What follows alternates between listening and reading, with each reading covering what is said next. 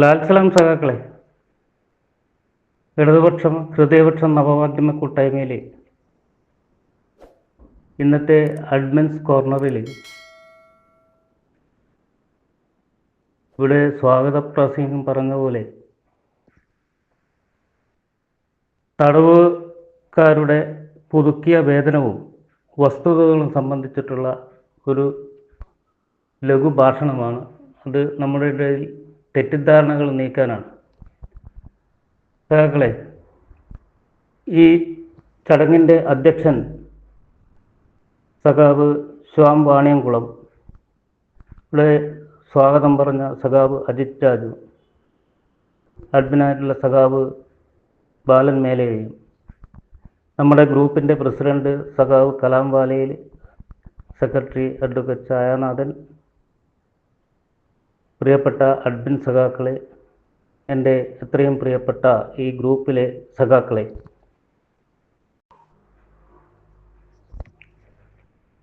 കേരളത്തിലെ ജയിലുകളിലെ തടവുകാരുടെ വേതനം വർദ്ധിപ്പിച്ചുകൊണ്ട് കേരള സർക്കാർ ഈ കഴിഞ്ഞ 2026 ജനുവരി 9 ഒരു ഉത്തരവ് പുറപ്പെടുവിക്കുകയുണ്ടായല്ലോ. തടവുകാരുടെ അന്തസ്സ്, അതുപോലെ തന്നെ അവരുടെ പുനരധിവാസം ഉറപ്പാക്കുന്നതിന് വേണ്ടിയാണ് ഗവൺമെൻറ് ഈ ഉത്തരവ് പുറപ്പെടുവിച്ചത്. ഇതിനെതിരെ വലിയ വിവാദങ്ങൾ നടക്കുകയാണ്. ഇത് സർക്കാർ പെട്ടെന്ന് തീരുമാനിച്ചതാണെന്നും ഒരു പ്രത്യേക വിഭാഗം തടവുകാർക്ക് വേണ്ടിയാണ്, രാഷ്ട്രീയ തടവുകാർക്ക് വേണ്ടിയാണ് ഈ വർധനവ് വരുത്തിയതെന്നും കേരളത്തിൻ്റെ സാധാരണക്കാരുടെ നികുതിപ്പണം ഉപയോഗിച്ചാണ് കൂലി കൊടുക്കുന്നതുമെന്നും വ്യാപകമായ വിമർശനങ്ങളാണ് മുഖ്യമന്ത്രിക്കെതിരെയും LDF സർക്കാരിനെതിരെയും അഴിച്ചുവിടുന്നത്. എന്താണ് ഇതിൻ്റെ യഥാർത്ഥ വസ്തുത എന്നാണ് നാം ഇന്ന് പരിശോധിക്കുന്നത്. സംസ്ഥാന സർക്കാർ പെട്ടെന്ന് തീരുമാനിച്ചതോ അല്ലെങ്കിൽ ഏതെങ്കിലും ഒരു പ്രത്യേക രാഷ്ട്രീയ തടവുകാർക്ക് വേണ്ടിയോ അല്ല വേതനം വർദ്ധിപ്പിച്ചത്. നമുക്കറിയാം, ഈ ജയിൽ പരിചരണത്തിന് വേണ്ടിയിട്ട് ഒരു നിയമമുണ്ട്. മോഡൽ പ്രിസൺ മാനുവൽ പ്രകാരം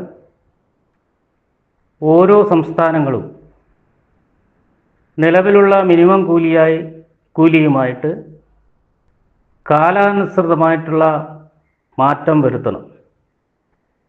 നിലവിലുള്ള മിനിമം കൂലി എന്ന് പറഞ്ഞാൽ നമ്മുടെ രാജ്യത്തൊരു നിയമമുണ്ട്, മിനിമം വേജസ് ആക്ട്. ആ മിനിമം വേജസ് ആക്ടിനനുസരിച്ചാണ് ഗവൺമെൻറ് ഓരോ തൊഴിലാളികളുടെയും മിനിമം വേതനം നിശ്ചയിക്കുന്നത്. അപ്പോൾ ഇത് ജയിലിന് പുറത്തുള്ള ഈ നിശ്ചയിക്കപ്പെട്ട മിനിമം വേതനത്തിൻ്റെ അടിസ്ഥാനത്തിലായിരിക്കണം ജയിലിനുള്ളിലെ വേതനവുമെന്ന്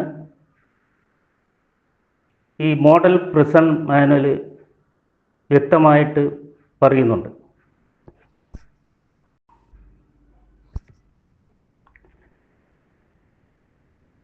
ദക്ഷിണേന്ത്യയിൽ ഏറ്റവും കുറഞ്ഞ കൂലി ലഭിക്കുന്ന സംസ്ഥാനങ്ങളിൽ ഒന്നായിരുന്നു ഇതുവരെ കേരളം. കേരളത്തിൽ ഇതിനു മുമ്പ് കുറഞ്ഞ കൂലി 63 രൂപയും കൂടിയ കൂലി 168 രൂപയുമായിരുന്നു. അതായത് ജയിലിലെ ഈ വർദ്ധിപ്പിക്കുന്നതിന് തൊട്ട് മുമ്പുള്ള കൂലി 60 രൂപ മുതൽ 168 രൂപ വരെയായിരുന്നു.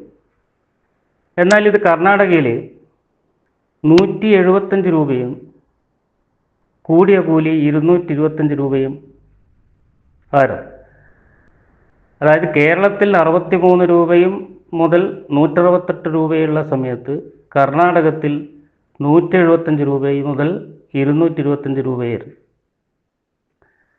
തമിഴ്നാട്ടിൽ കുറഞ്ഞ കൂലി എന്ന് പറയുന്നത് 168 രൂപ മുതൽ 200 രൂപ വരെയാണ്.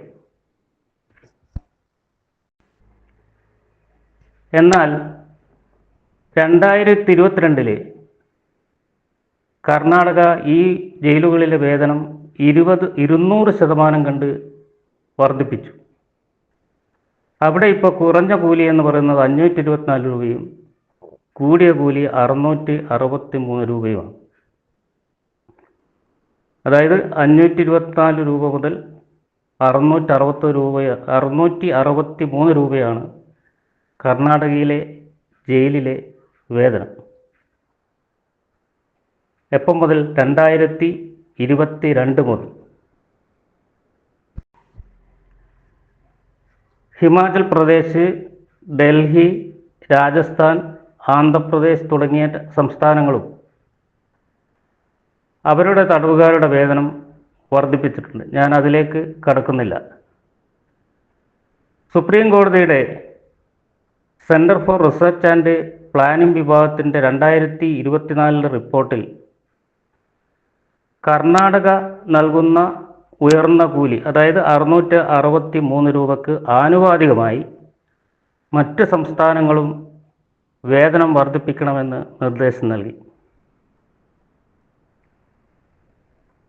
അതുമാത്രമല്ല, കണ്ണൂർ സെൻട്രൽ ജയിലിൽ ജീവപര്യന്തം തടവിന് ശിക്ഷിക്കപ്പെട്ട് ജയിലിൽ കഴിയുന്ന ഒരു അനീഷ് കുമാർ 2024 നവംബർ മാസത്തിൽ കേരള ഹൈക്കോടതിയിൽ ഒരു ഹർജി നൽകിയിരുന്നു. സംസ്ഥാനം നിശ്ചയിച്ചിട്ടുള്ള മിനിമം വേതനവുമായി ജയിലുകളിലെ വേതനവും പരിഷ്കരിക്കണമെന്നായിരുന്നു ഹർജിയിലെ ആവശ്യം. കർണാടകയിലെ ഈ തടവുകാർക്ക് ഏറ്റവും ഉയർന്ന കൂലി ലഭിക്കുന്നുണ്ടെന്നും അവിടുത്തെ മിനിമം കൂലി 524 രൂപയും ഉയർന്ന കൂലി 663 രൂപയുമാണെന്നും, എന്നാൽ കേരളത്തിലെ മിനിമം കൂലി 163 രൂപ മുതൽ 168 രൂപയുമാണ്. ആയതിനാൽ കൂലി കർണാടകത്തിലേത് പോലെ അതിന് സമാനമായി വർദ്ധിപ്പിക്കണമെന്നും അനീഷ് ഹർജിയിൽ ആവശ്യപ്പെട്ടു. കേരളത്തിലെ തടവുകാരുടെ മിനിമം കൂലി 63 രൂപയായി വർദ്ധിപ്പിച്ചത് 2018 അതിനുശേഷം 7 വർഷം കഴിയുമ്പോഴാണ് നിലവിലെ വർധനവ് നടപ്പാക്കിയത്. തടവുകാരുടെ വേതനം സംബന്ധിച്ച് നമുക്കറിയാം, ലോകത്തൊട്ടാകെ തന്നെ നീണ്ട നിയമ പോരാട്ടങ്ങളും അതിൻ്റെ വ്യാഖ്യാനങ്ങളും നടന്നിട്ടുണ്ട്. അതിൻ്റെ ദീർഘകാല ചരിത്രമുണ്ട്. ഇന്ത്യയിലും കേരളത്തിലും ജാതിയെ അടിസ്ഥാനമാക്കി ജയിലുകളിൽ അടിമപ്പണി ചെയ്യിച്ചിരുന്നു എന്ന് നമുക്കറിയാം, പ്രത്യേകിച്ച് കോളനി വാഴ്ചക്കാല സമയത്ത്. നമുക്കറിയാം, പല കാരണങ്ങൾ കൊണ്ടാണ് ശിക്ഷിക്കപ്പെട്ട് ആളുകൾ ജയിലിൽ എത്തുന്നത്. അവരുടേതായിട്ടുള്ള കാരണങ്ങളല്ല. മികച്ച അഭിഭാഷകരെ വെച്ച് വാദിക്കാൻ കഴിയാത്തവരും, അതുപോലെ തന്നെ തെളിവുകൾ നിരത്തി അവരുടെ നിരപരാധിത്വം കോടതിയിൽ തെളിയിക്കാൻ കഴിയാത്തവരും, സാമൂഹികമായും സാമ്പത്തികമായും പിന്നോക്കം നിൽക്കുന്നവർ ആണ് മിക്കവാറും ഭൂരിപക്ഷം പേരും ശിക്ഷിക്കപ്പെട്ട് ജയിലിൽ എത്തുന്നത്. ജയിലുകൾ എന്നത് ശിക്ഷിക്കപ്പെടുന്നവരെ പാർപ്പിക്കുന്ന ഒരു ഇടമാണ്. ശിക്ഷിക്കപ്പെട്ടവരെ ജയിലിൽ വെച്ച് ക്രൂരമായി പീഡിപ്പിക്കുകയും ശിക്ഷ കഴിഞ്ഞ് പുറത്തിറങ്ങിയാൽ അവരെ കുറ്റവാളികൾ എന്ന രീതിയിൽ കൈകാര്യം ചെയ്യുന്ന ഒരു പ്രാകൃതമായ രീതിയായിരുന്നു മുമ്പുണ്ടായിരുന്നത്. അതിൽ നിന്ന് തികച്ചും മാറി ഈ പരിഷ്കൃത സമൂഹത്തിൽ കുറ്റവാളികളെ പരിഷ്കരിച്ച് അവരെ സമൂഹത്തിൻ്റെ മുഖ്യധാരയിലേക്ക് സാധാരണ മനുഷ്യരായി ജീവിക്കാൻ പ്രാപ്തരാക്കാനാണ് നിയമങ്ങളും ചട്ടങ്ങളും നിർമ്മിച്ചിട്ടുള്ളത്.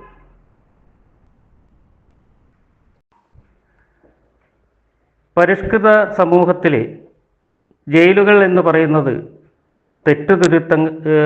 തെറ്റുതിരുത്തൽ കേന്ദ്രങ്ങൾ കൂടിയാണ്. അതുകൊണ്ടാണ് കേരളത്തിലെ ജയിലുകളെ കേരള പ്രിസൺസ് ആൻഡ് കറപ്ഷണൽ സെൻറ്റർ, അതായത് തെറ്റുതിരുത്തൽ കേന്ദ്രങ്ങൾ എന്ന് വിശേഷിപ്പിക്കുന്നത്. ശിക്ഷ അനുഭവിച്ചു കഴിഞ്ഞാൽ അവർ സമൂഹത്തിലേക്ക്, പ്രത്യേകിച്ച് അവരുടെ കുടുംബത്തിലേക്ക് ആണ് തിരികെ പോകുന്നത്. സമൂഹം അവരെ ഭയത്തോടും വെറുപ്പോടും കൂടി കാണാൻ പാടില്ല. തെറ്റുതിരുത്തി പുതിയ മനുഷ്യനായി ഈ സമൂഹത്തോടൊപ്പം ചേർന്നു പോകാൻ ഉതകുന്ന രീതിയിലുള്ള പരിഷ്കരണ പ്രക്രിയകളാണ് നമ്മുടെ ജയിലുകളിൽ നടക്കുന്നത്. അതിൻ്റെ ഭാഗമായി ജയിലുകൾ വൃത്തിയും വെടുപ്പുമുള്ള അന്തരീക്ഷവും, തടവുപുള്ളികൾക്ക് മതിയായ ഭക്ഷണവും, ആരോഗ്യ പരിപാലനത്തിലുള്ള സംവിധാനവും, വിദ്യാഭ്യാസവും ഉണ്ടാവണം. അത് തടവുകാരുടെ ഒരു അവകാശമാണ്. മാത്രമല്ല, അവരവർക്ക് ഉതകുന്ന രീതിയിലും ജയിൽ ചട്ടങ്ങൾക്ക് അനുസൃതമായിട്ടുള്ളതുമായ തൊഴിൽ ചെയ്യുവാനുള്ള അനുവാദവും ഉണ്ട്.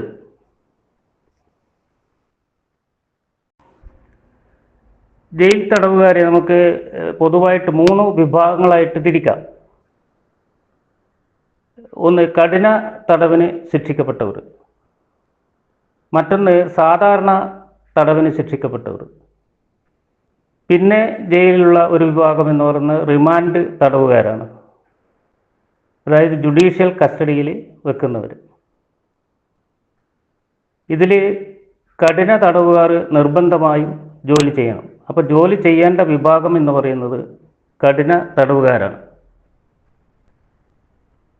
അത് അവരവരുടെ ആരോഗ്യവും പ്രായവും അനുവദിക്കുന്ന രീതിയിൽ ആണ് അവർക്ക് അവരുടെ ജോലികൾ നിശ്ചയിക്കുക. എന്നാൽ സാധാരണ തടവുകാർക്ക് ജോലി നിർബന്ധമില്ല. അവർ ആവശ്യപ്പെട്ടാൽ, അനുവദനീയമാണെങ്കിൽ അവർക്ക് ജോലി കൊടുക്കാം. എന്നാൽ റിമാൻഡ് തടവുകാർ ജോലി ചെയ്യേണ്ട ആവശ്യമേ ഇല്ല.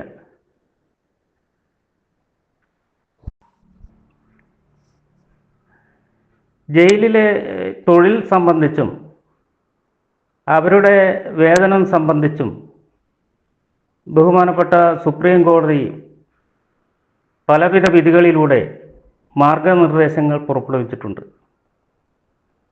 മാത്രമല്ല, ഇതിനുവേണ്ടി നിയമിക്കപ്പെട്ട കമ്മീഷനുകളും അതുപോലെ തന്നെ കമ്മിറ്റികളും അതത് കാലങ്ങളിൽ സർക്കാരിന് റിപ്പോർട്ടുകൾ സമർപ്പിക്കുകയും ചെയ്തിട്ടുണ്ട്.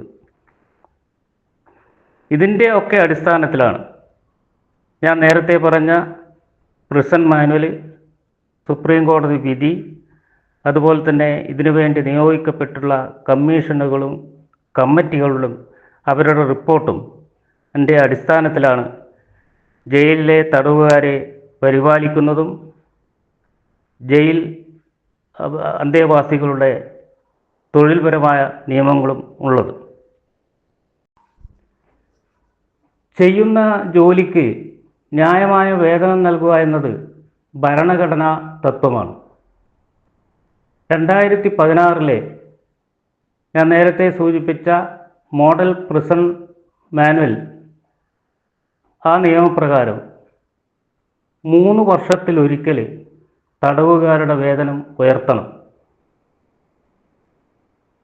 ഇതിനു മുമ്പ് ഞാൻ നേരത്തെ പറഞ്ഞു, വേതനം പരിഷ്കരിച്ചത് 2018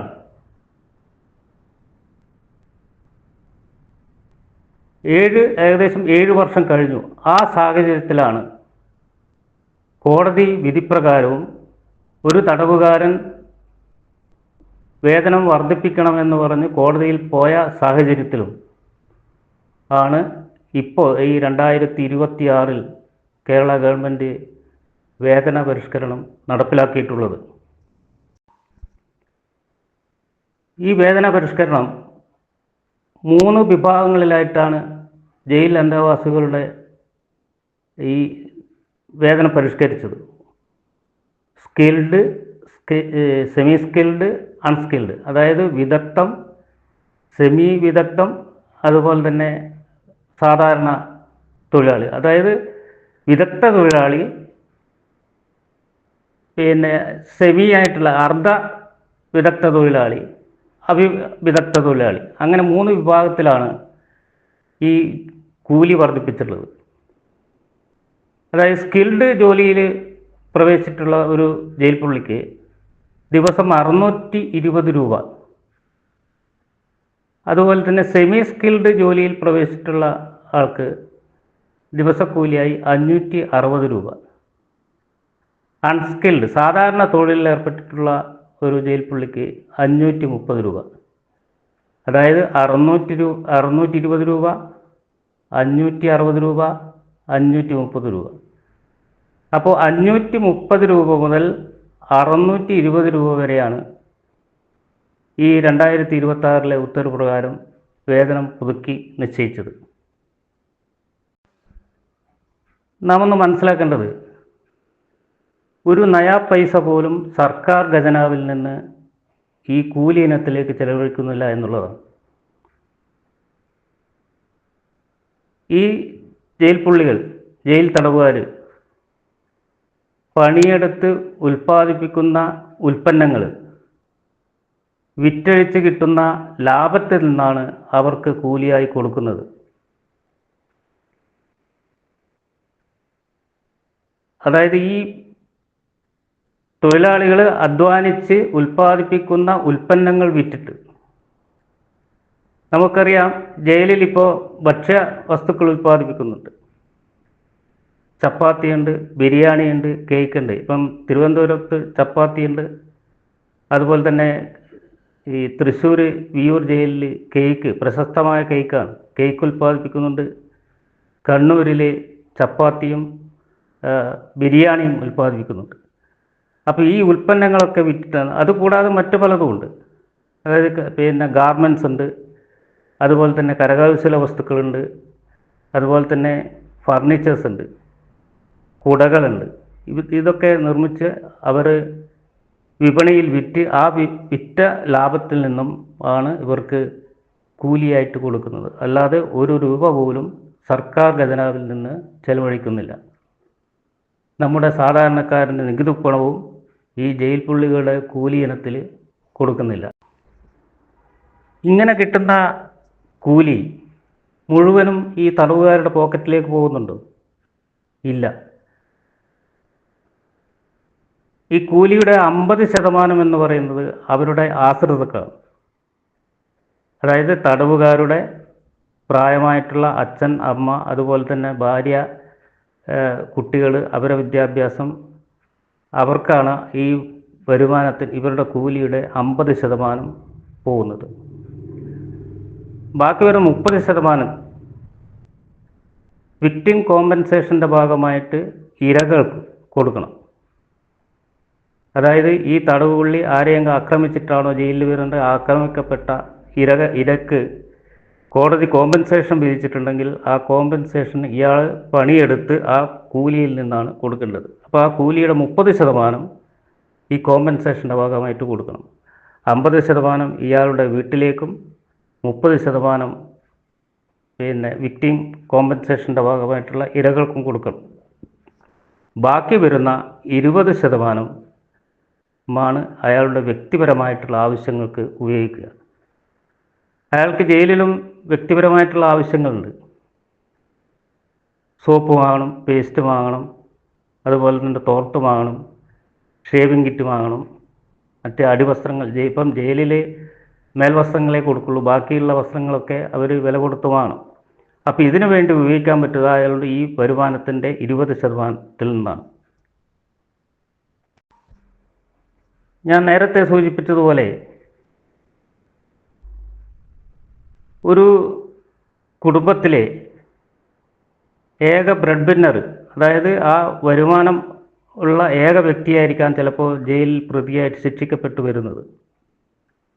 അപ്പോൾ അങ്ങനെ ശിക്ഷിക്കപ്പെട്ട് ജയിലിൽ വന്നാൽ അയാളെ ആശ്രയിച്ച് കഴിയുന്ന കുടുംബം അതായത് പ്രായമായിട്ടുള്ള അച്ഛനോ അമ്മയോ അല്ലെങ്കിൽ രോഗികളായിട്ടുള്ള അച്ഛനോ അമ്മയോ ഭാര്യയോ കുട്ടികളും മറ്റും വരുമാന മാർഗമില്ലാതെ പട്ടിണി കിടക്കേണ്ട ഭീകരമായിട്ടുള്ള അവസ്ഥ ഉണ്ടാകാറുണ്ട്.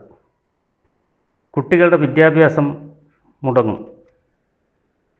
അതുമാത്രമല്ല, ഈ കുടുംബത്തിൽ നിന്നും വീണ്ടും കുറ്റവാളികൾ ജനിക്കുന്ന അവസ്ഥ ഉണ്ടാകാം. ഇത് തടയേണ്ടത് പരിഷ്കൃത സമൂഹത്തിലെ ഭരണാധികാരികളുടെ ഉത്തരവാദിത്തമാണ്.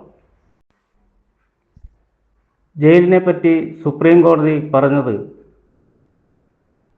ജയിൽ എന്നത് ശിക്ഷിക്കപ്പെടേണ്ട ഇടമല്ല, ശിക്ഷിക്കപ്പെട്ടവരെ താമസിപ്പിക്കേണ്ട ഇടമാണ്. രണ്ട് കാര്യങ്ങളാണ് ജയിലിൽ തടയേണ്ടത്. ഒന്ന്, അവരുടെ സഞ്ചാര സ്വാതന്ത്ര്യം. ആ 4 മതിലുകൾക്കുള്ളിൽ മാത്രമേ അവർക്ക് സ്വാതന്ത്ര്യമുള്ളൂ.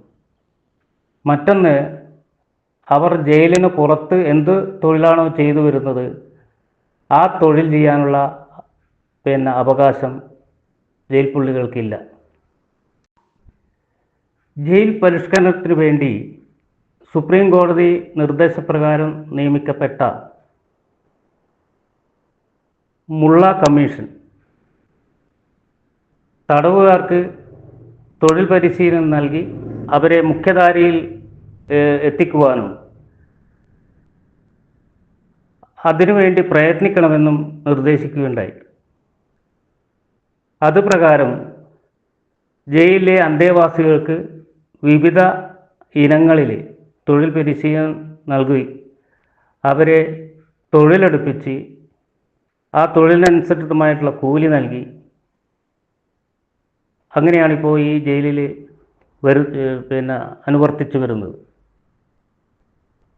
ചട്ടമനുസരിച്ചുള്ള വേതനം ഞാൻ നേരത്തെ പറഞ്ഞ പോലെ തന്നെ ജയിൽ തടവുകാരുടെ അവകാശമാണ്.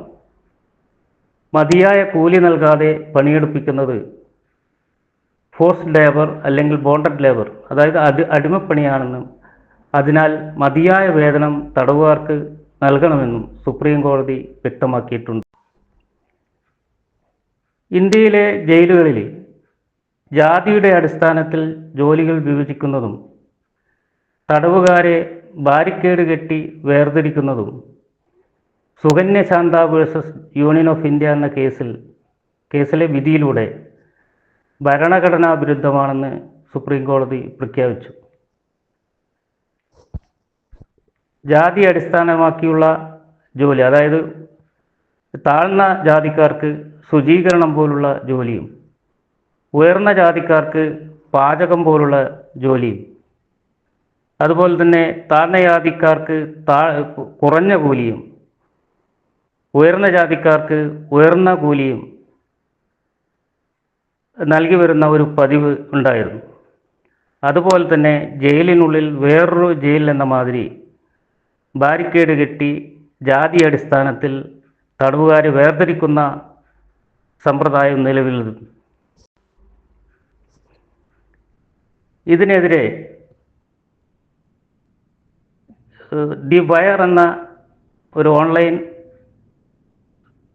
ചാനലിലെ ജേർണലിസ്റ്റായിട്ടുള്ള സുകന്യ ശാന്ത നൽകിയ കേസിലാണ് സുപ്രീം കോടതി സുപ്രധാനമായിട്ടുള്ള ഈ വിധി പ്രഖ്യാപിച്ചത്. ഈ വിധി തടവുകാരുടെ അന്തസ്സും തുല്യതയും ഉറപ്പാക്കുന്നുണ്ട്. അതുമാത്രമല്ല, ജയിൽ രേഖകളിൽ നിന്നും ജാതി സൂചനകൾ എന്തെങ്കിലും ഉണ്ടെങ്കിൽ അത് നീക്കം ചെയ്യാൻ മോഡൽ പ്രിസൺ മാനുവൽ പരിഷ്കരിക്കാനും കോടതി നിർദ്ദേശിച്ചു. ജാതി അടിസ്ഥാനത്തിലുള്ള ജോലി നിരോധിക്കുകയും അർഹമായ കൂലി ഉറപ്പുവരുത്തുകയും ഈ വിധി ചെയ്തു. അർഹമായ കൂലി നൽകുക എന്നത് സർക്കാരിൻ്റെ ഉത്തരവാദിത്തമാണ്. അർഹമായ കൂലി നൽകാതെ പണിയെടുപ്പിക്കുന്നത് അടിമപ്പണിയാണ്. അടിമപ്പണി നിരോധിച്ച ഒരു രാജ്യമാണ് ഇന്ത്യ. അതുകൊണ്ട് തന്നെ ജോലിക്ക് കൂലി എന്നത് ഭരണഘടനാ തത്വമാണ്. കാലാവധിക്ക് ശേഷം പുറത്തിറങ്ങുമ്പോൾ തടവുകാർക്ക് ജീവിക്കുവാനുള്ള വരുമാനവും തൊഴിലും കണ്ടെത്തുന്നതിന് അവർക്ക് സഹായകരമായ തൊഴിൽ നൽകണമെന്ന് മോഡൽ പ്രിസൺ മാനുവൽ ആവശ്യപ്പെടുന്നുണ്ട്. നമുക്കറിയാം, ഒരു ദിവസം ഭക്ഷ്യ ഉൽപ്പന്നങ്ങൾ, അതായത് നേരത്തെ ഞാൻ പറഞ്ഞിട്ടുള്ള ചപ്പാത്തി, ബിരിയാണി, കേക്ക് എന്നിവ വിറ്റ് 6 ലക്ഷം രൂപ വരെ ട്രഷറിയിൽ ജയിൽ വകുപ്പ് അടക്കുന്നുണ്ട്. ഇതൊരു അനൗദ്യോഗിക കണക്കാണ്. അതിനു പുറമെ ഞാൻ നേരത്തെ സൂചിപ്പിച്ചുള്ള കരകൗശല വസ്തുക്കൾ, ഫർണിച്ചറുകൾ, ഗാർമെൻറ്റ്സ് എന്നിവ വിറ്റും ഖജനാവിലേക്ക് പണം അടക്കുന്നുണ്ട്. സംസ്ഥാനത്തെ ജയിലുകളിൽ മൊത്തം 11,000-ൽ താഴെ തടവുകാരാണുള്ളത്. അതിൽ 4,200-ൽ താഴെ മാത്രമേ ഈ 4,200-ൽ താഴെ തടവുകാർ മാത്രമേ തൊഴിൽ ചെയ്യുന്നുള്ളൂ. നമുക്കറിയാം, ജയിലിന് പുറത്ത് ഒരു വിദഗ്ധ തൊഴിലാളിക്ക് 1000 മുതൽ 1,500 രൂപ വരെ കൂലി ലഭിക്കും. ആ ലഭിക്കുന്ന കൂലി മുഴുവനായിട്ട് അയാൾക്ക് ഉപയോഗിക്കാനും കഴിയും. എന്നാൽ ജയിലിനുള്ളിൽ വിദഗ്ധ തൊഴിലാളിക്ക് ഈ പുതുക്കിയ വേതനമനുസരിച്ച് 620 രൂപയാണ് ലഭിക്കുന്നത്. കർണാടകയിൽ എന്നാൽ 663 രൂപയാണ്. എന്നാൽ കേരളത്തിലെ ഉയർന്ന കൂലി 620 രൂപയാണ് എന്ന് ഞാൻ പറഞ്ഞു. അപ്പോൾ കൂടിയത് കേരളത്തിലോ കർണാടകത്തിലോ? 620 രൂപ കൂലിയുള്ള കേരളത്തെ 663 രൂപയുള്ള കർണാടകത്തുമായിട്ട് നമുക്ക് താരതമ്യം ചെയ്യാൻ കഴിയില്ല. കാരണം 2022-ലാണ് കർണാടകയിൽ 663 രൂപയായി വർദ്ധിപ്പിച്ചത്. എന്നാൽ ഈ 2026 ജനുവരി 9-ന് മുമ്പ് വരെ കേരളത്തിലെ കൂലി എന്ന് പറയുന്നത് 63 രൂപ മുതൽ 168 രൂപ വരെയാണ്.